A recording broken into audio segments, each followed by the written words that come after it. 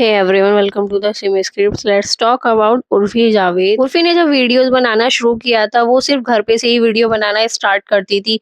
इधर उधर से कुछ बेकार कपड़े उठा के उनका डीआईवाई कर देती थी और वो ऑडियंस को उस टाइम पे पसंद भी नहीं आता था बिकॉज वो बहुत ही ज्यादा वियर्ड लगता था। पर धीरे धीरे जो उर्फी का जो फैशन सेंस था, जो भी वो डीआईवाईस करती थी, लोगों को कुछ डिफरेंट लगने लगा, यूनिक लगने लगा। सबके साथ होता है, कुछ हेटर्स तो थे ही पर कुछ पॉजिटिव ऑडियंस भी थी। उर्फी को उसके काम के लिए अप्रिशिएट करने लगी। कुछ लोग तो सिर्फ यही बोलते थे ये न्यूड घूमती है, इसे कपड़े पहनने की जरूरत क्या है, पर कुछ लोग अप्रिशिएट भी करते थे इसको हॉलीवुड में होना चाहिए। उसके बाद उर्फी ने एयरपोर्ट पे जाके वीडियोस बनाना शुरू किया, जो मेन वजह थी जिसकी वजह से उर्फी फेमस हुई बिकॉज पेपरजी ने उर्फी को बहुत पॉपुलर कर दिया।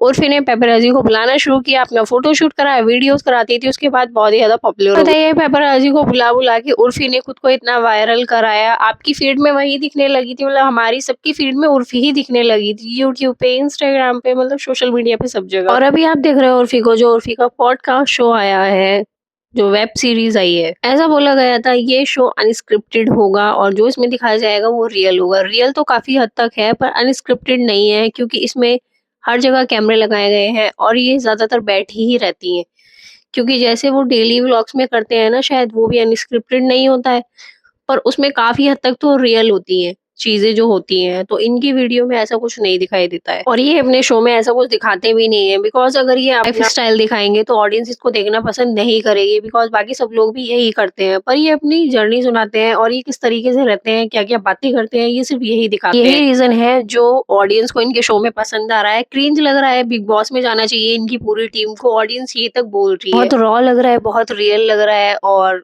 आजकल की जनरेशन को जो चाहिए ना, वही ये सारी टॉक करते हैं अपने शो में। उर्फी ने इस शो में कुछ चीजें ऐसी रिवील की हैं जिसे ऑडियंस के सामने नहीं करनी चाहिए, जो बहुत ही गलत है और जो इम्पैक्ट है ना ऑडियंस के, क्योंकि यंगस्टर्स की वीडियोस देख रहे हैं, उन पे बहुत ज्यादा बैड इम्पैक्ट पड़ने वाला है। जैसे कि बोटॉक्स और फिलर्स को लेके पहले या सेकंड एपिसोड में ही दिखा दिया गया था, जो कि बहुत ही गलत है और उस चीज को अप्रिशिएट भी कर रही है, क्यूरियस होके दिखा रही है। मैं करोड़ों खर्च कर चुकी हूँ अपने ऊपर अभी तक, अपने फेस पे, अपने चिक्स पे, अपने लिप्स पे। सबसे पहले मैंने लिप सर्जरी कराई थी। मुझे अच्छा लगता है बोटॉक्स करना। अभी मेरे आईज के पास भी लाइंस आ गई है, मैं इनको भी फिनिश कराना चाहती हूँ। एक भी लाइन दिखनी नहीं चाहिए मुझे।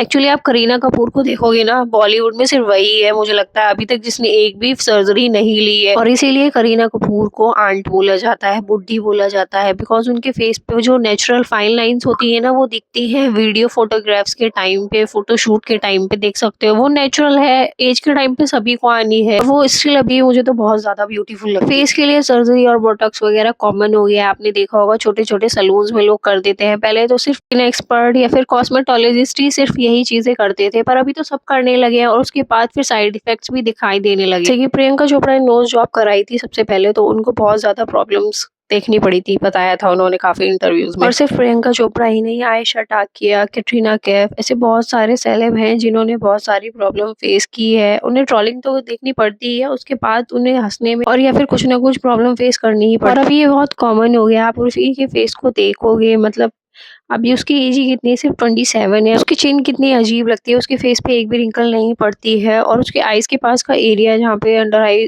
बोलते हैं बहुत डीप है या फिर डार्क सर्कल आ जाते हैं, तो वो नेचुरल होता है। पर बोटॉक्स लेने की वजह से उसकी स्किन इतनी टाइट हो गई है, उसका जो अंडर आई एरिया है वो बहुत ही अलग दिख रहा है, आप इस वीडियो में देख सकते हो। और ये सब तो पुरानी बातें हैं। अभी वो वीडियो में अपने ब्रेस्ट इम्प्लांट और एज को भी बड़ा कराने के लिए बोल रही है, जो कि बहुत ही गलत है। कौन जनरेशन तुम्हारी वीडियो देख रही है, तुम्हें ये देखना चाहिए उन पे क्या इम्पैक्ट पड़ता है। उसकी सिस्टर्स भी इस बात को सपोर्ट नहीं करती हैं, वो बोलती है तुम जैसी भी हो अच्छी हो, अभी तुम फ्लैट चेस्टेड हो, इसीलिए ऑडियंस तुम्हें इन सब कपड़ों में लाइक कर रही है, पर जब तुम ये सब करा लोगी तो तुम्हें कोई लाइक नहीं करेगा, फिर तुम्हें न्यूडिटी में गिना जाएगा। और ये बात बिल्कुल ठीक है, पर उर्फी इस बात से सहमत नहीं थी बिकॉज वो अपने आप को किम कार्दाशियन या फिर नोरा फतेही की तरह बनाना चाहती है। बायो में लिखा हुआ भी था पहले, नेक्स्ट टू बी कार्दाशियन। और शायद ये सीरीज जो है ना, कार्दाशियन को कॉपी करके ही बनाई गई है, ऐसा मुझे लगता है। मैंने ज्यादा तो नहीं देखी है बिकॉज उर्फी इस तरीके से कार्दाशियन को कॉपी कर रही है, तो शायद इतना ज्यादा ही कॉपी कर लिया होगा, इसीलिए सीरीज बना दी गई। जैसे उर्फी की सिस्टर्स और उर्फी ने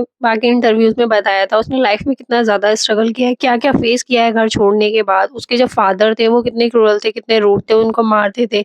और जो सूट के और या फिर ड्रेसेस के गले होते हैं वो बिल्कुल बंद होने चाहिए ऊपर तक, नेक बिल्कुल क्लोज होना चाहिए, थोड़ा-सा भी खुला हुआ नहीं होना चाहिए। और उर्फी के फादर को डॉटर भी नहीं चाहिए थी, जहाँ पे 4-4 बहनें हो गई। उसके पापा को सिर्फ बेटा चाहिए था। उसकी वजह से वो उसकी मम्मी को भी कोसते थे और मारते थे, मतलब डोमेस्टिक वायलेंस बहुत ज़्यादा होती थी उसके घर में। ये सब फेस किया है उर्फी ने, और जब मन करता था उसके पापा उन्हें छोड़ के चले जाते थे और फिर आप भी जाते थे उनके पास। और यही सब वजह थी उर्फी की, जिसकी वजह से उर्फी रात को छुपकर पार्टीज ज्वाइन करती थी। और फिर एक दिन घर छोड़ दिया तीनों बहनों ने, और घर छोड़ने के बाद उन्हें फुटपाथ पे रहना पड़ा या फिर किसी फ्रेंड के घर में छुप, और उनके पास खाने तक के पैसे नहीं थे। छोटी मोटी जॉब करके उन्हें अपना गुजारा करना पड़ रहा था। और ये सब अगर उर्फी बता के अपनी एक्सपीरियंस शेयर कर रही है तो वो बहुत अच्छा है, क्योंकि जो भी उसका एक्सपीरियंस सुनेगा और जो जो उसने लाइफ में फेस किया है, बहुत कुछ स्ट्रगल करना पड़ता है। और आज उर्फी अगर ये सब कर रही है तो उसके पीछे जो रीज़न है वो उर्फी बता रही है। तो उसने ये भी बताया उसका और उसकी मदर का एक फेक एमएमएस भी वायरल कर दिया गया, जिसकी वजह से उर्फी को बहुत ज़्यादा बैड ट्रोलिंग फेस करनी पड़ी थी। अभी उर्फी बहुत ज़्यादा पॉपुलर हो गई है, और अगर वो अपना रीज़न बता रही है उसने क्या क्या लाइफ में फ़ेस किया है तो वो बहुत अच्छी बात है। पर कुछ चीज़ें जो ऐसी गलत हैं, जैसे सर्जरी वगैरह, वो उनको सपोर्ट कर रही है बोटॉक्स, जो बहुत ही गलत हैं। आज की यंग जनरेशन इन चीज़ों से बहुत जल्दी इंस्पायर हो जाती है। फिर उनको लगता है जो हमें स्क्रीन पे दिखाया जा रहा है वो इतना खूबसूरत है, यही सब कुछ है, खूबसूरती है, फेयरनेस, बोटॉक्स, स्किन टाइट, ये सभी चल रहा है, सब करा रहे हैं, तो हम क्यों नहीं करा सकते? हमें भी सुंदर दिखना है। कम एज में ही लड़कियां कराने लग जाती है। फिर कम एज में सर्जरीज कराने के बाद आप जब एज में आते हो तो फिर कुछ ज़्यादा ही एज लगने लग जाती है, जैसे काइली जेनर का एक्सपीरियंस आपने देखा ही हो। That's it guys for this video. Video को लाइक कर, चैनल को सब्सक्राइब जरूर कर लेना और कमेंट करना मत भूलना। Thanks for watching.